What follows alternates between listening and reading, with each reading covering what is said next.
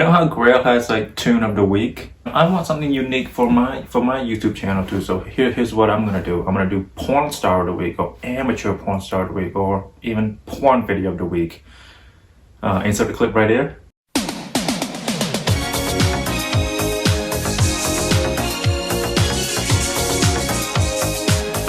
No, I'm just kidding. But check the description though.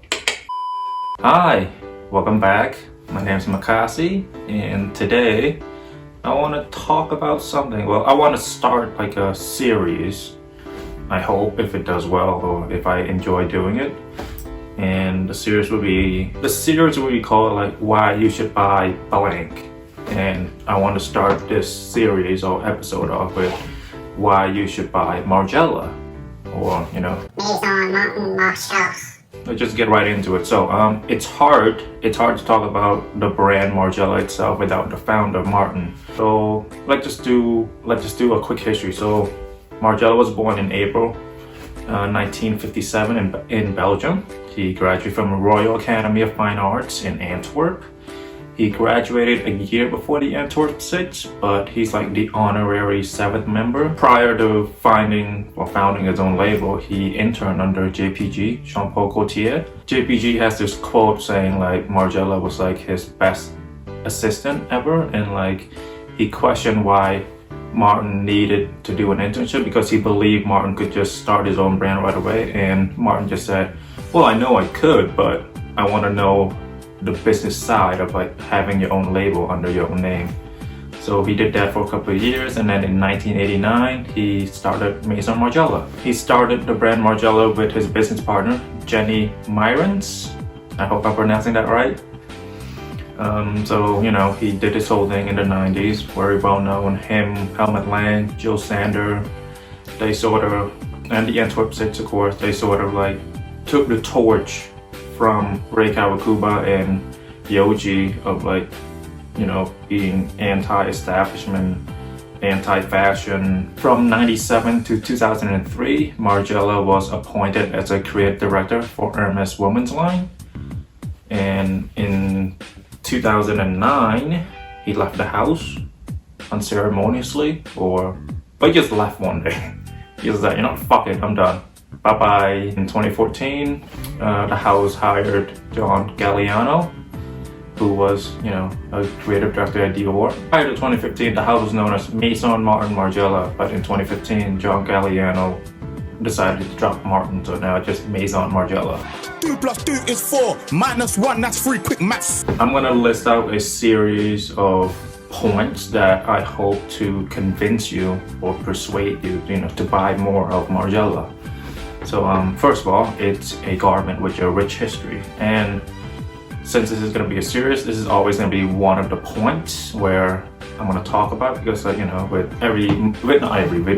with most designer brands, like they have a rich history, like Louis Vuitton has been in business for like 100 years, Goyard, whatever it is, like Dior started in the early 1900s. So there's always a rich history behind the garment you're wearing, behind the brand you're wearing. Let's first talk about the 4 stitches. So I found this quote online from, I forgot what website it was, I'll include it right here. And so this is what it says. The 4 white stitches only appear on unlined garments. They were devised to realistically and ideally offer the option to those confronting the garment for the first time to react to their form and energy, and not just the idea of brand as expressed via a label. What most considered as our logo, the 4 stitches in the back with the white label inside the garment, had in fact the opposite purpose. It was meant to be cut off so the garment would be without a label and logo. It has not changed at all, except that before the label was completed white, and with the creation of new lines, we added the numbers and circled the appropriate number of lines the garment is part of. Now let's transition that into the line history. So we all know the logo, the numbered logo from Margiela. So I'm not going to talk about all of them. I'm just going to talk about the important ones. So the first one is line 0, which is the artisanal. The idea is to use old fabric from an old garments to create a new garment, so they can have a second life, so they can be worn again differently. And line number 1 is for women. Line number 3 is the fragrance. And so I currently am using one of the Margiela fragrances. I use the Under the Lemon Tree, which I find to be superior to Jazz Club. I like my perfume, cologne, whatever you call it, to be a bit on the fruity side and like subtle. And I find that Jazz Club is too strong for my liking. The second most well-known line is line 6 or MM6. This is like their diffusion line. It's like Rico and it's dark shadows. Line number 14 is for men. Line number 22 is a collection of shoes for women and men. I think those are the most important line, and I got all this information from a website called The Third Look. So another point that I'm gonna use to try to persuade you to buy more of Margiela. If you have the funding for it, if you don't, you know, stick to what you can buy. Don't listen to me if you don't have the funding for it. But if you do, here's the second point on why you should buy Margiela. Subtle flex. So I like to think is this is a stage where people go after they've gone through the logo mania phase, you know, like the big logo, Balenciaga logo, blah, blah, blah, you know, like the Givenchy logo, whatever it is, like after you've gone through that phase of like wanting people to know what you're wearing, like you kind of want the opposite effect.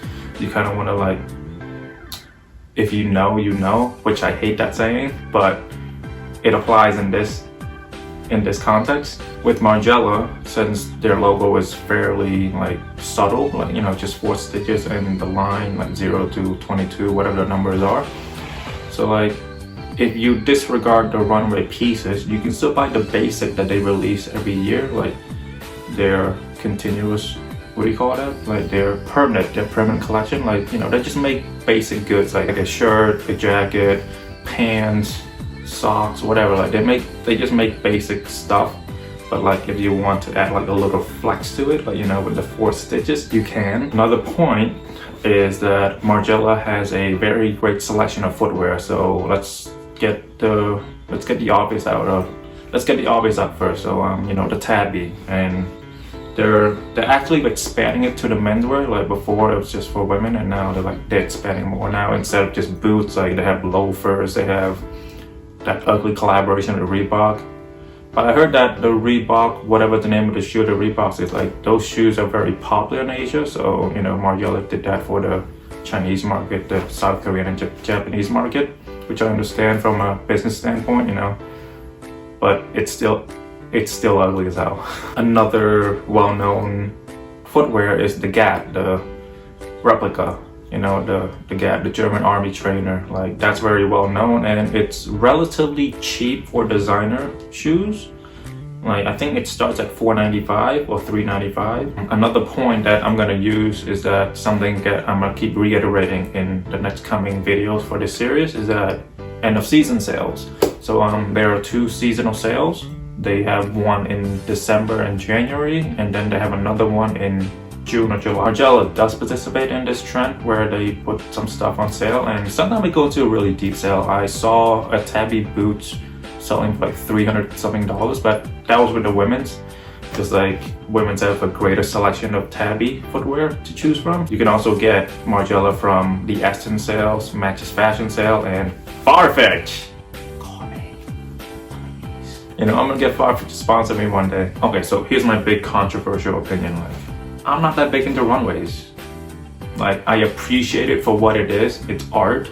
I appreciate that each house tries to provide context, provide a story, a narrative to give their audience about the collection they're coming out with. But it comes down to the pieces for me. Like, you can have a great runway collection. It can tell a great story. The narrative is there. The story is there. It's very conceptual, whatever. But if the pieces aren't wearable, what's the point? See, this is why I don't like Thom Browne. So Thom Browne, you know, he's known for his gray suits and the stripes and whatever. So Thom Browne's runways are very weird, which I like and I appreciate, but he's not releasing those pieces. Like, remember that collection where like the big poofy pants? And that thing's never hitting the store.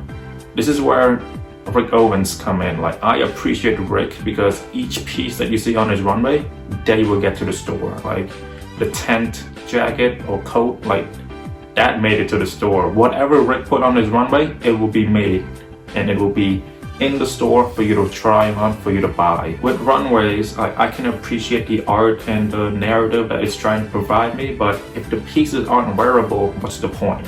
Like, when I watch runway shows, I I obviously look, you know, for their references, for the story they're trying to tell, but 50% of my brain is looking for like, can I wear that piece?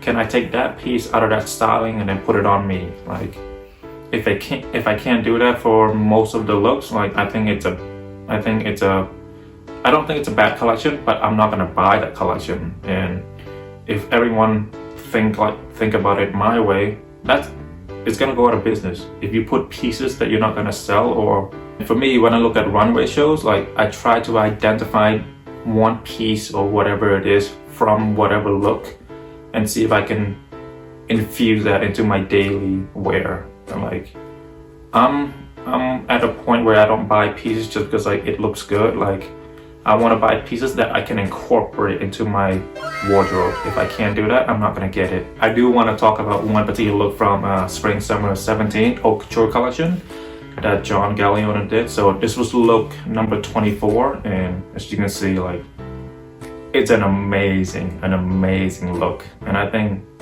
this is gonna go down in history as one of the most memorable looks from like the fashion world. And so, okay, so this dress was a collaboration between John Galliano at the house of Margiela with an artist. His name is Benjamin Shine. I do want to tell you a little bit about Benjamin because I enjoy his work thoroughly. And so Benjamin Shine is an artist most known for his pioneering work in Tulle, which center on ideas of energy, impermanence, and the relationship between the spiritual and the superficial. And I'm going to show you some of his like art here, and he mainly uses Tulle for his art, but he does do other stuff as well. So I found this quote where Benjamin was talking about the collaboration between him and the house, or him and Galliano. He said, "The process of creating the Tulle work was particularly challenging as this was a three-dimensional pieces with movement. Additionally, I wanted to see if I could fully transparent to give a smoke-like effect. And after countless construction and fabric tests, the effect was achieved, essentially resulting in the piece requiring me to hand manipulate and hand stitch." If you go on Benjamin's Instagram, you can see like how he create his work, his art, and you know, it's very hands-on, and it just, his work with Tulle, it's amazing, and I just think he's an artist that you should know about. My last point for this video is that you can sell most of these pieces from Margiela. There's an aftermarket for it. There's people searching for the pieces you have in your closet that they want.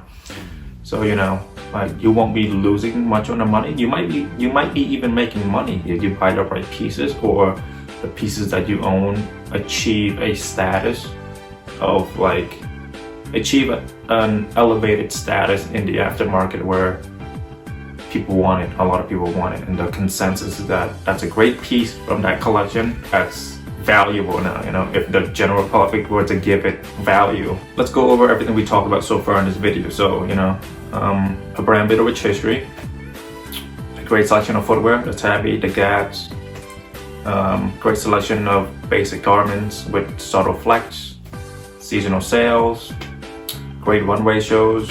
Most of their pieces make it to the store. Yeah, fuck you, Tom Brown. What else did we talk about? There's an aftermarket for the items, so like, you know, you will be making some of your money back, if not the same or more, if they appreciate in time. I think those points should convince you to, you know, to buy more of Margiela if you have the fun for it, and if you didn't know about it. But I feel like everybody knows about Margiela. Yeah. Thank you very much for watching. I will see you soon. Bye-bye.